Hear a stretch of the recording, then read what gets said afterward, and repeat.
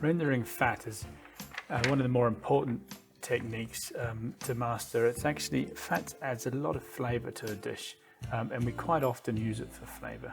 But it's not very nice to chew raw fat, so we want to extract the flavour, extract the fat, sorry, and incorporate it into the dish.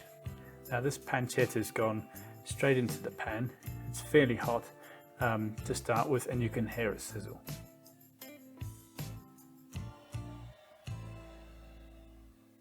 Now, temperature control is really important for rendering fat. Too hot, and the outside will burn, and the raw fat will stay in the center, and it won't render out. Not hot enough, and it will just sort of stay soggy, okay, which isn't ideal either.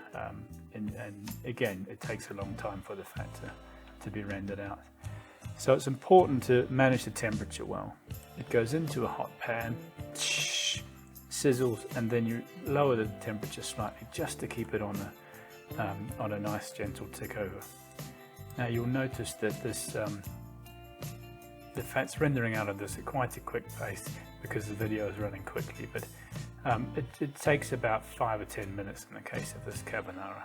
Okay, and you get to the point where the pancetta is crispy, the fat's come out, and then you can go in with your garlic. So for a quick 30 seconds so it doesn't burn. And it's the same case with this chorizo. Okay, chorizo tends to burn a bit quicker than even than pancetta. So, and you'll notice that actually in this example the fat is coming out into the pan nicely. However, the pan probably is a little bit on the hot side, and the risk of the pancetta burning, the chorizo burning is definitely there. So same thing again, the fat comes out into the pan, and when the other vegetables or the other ingredients go in, we're cooking in that fat, and then the fat's incorporated into the dish, which really gives a huge amount of base level flavour, the base level flavour that we talk about so much. Okay. Other examples we had duck breast. Same thing again, the nice sizzle of the fat that you can hear in the background.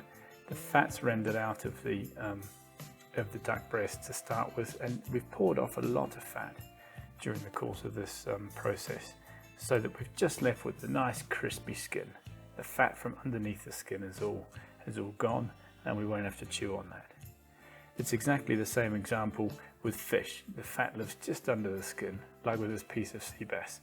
It's almost like crackling. Okay, we've put it into a frying pan. It sizzles away. You can see it sizzling away at a nice rate, and very, very gently cooking 90% of the way through. You can see the fillet nearly is cooked before we turn it over. Obviously, not using a metal utensil in a best non-stick pan, but and again, the nice golden brown, the slices in the skin are to help release it.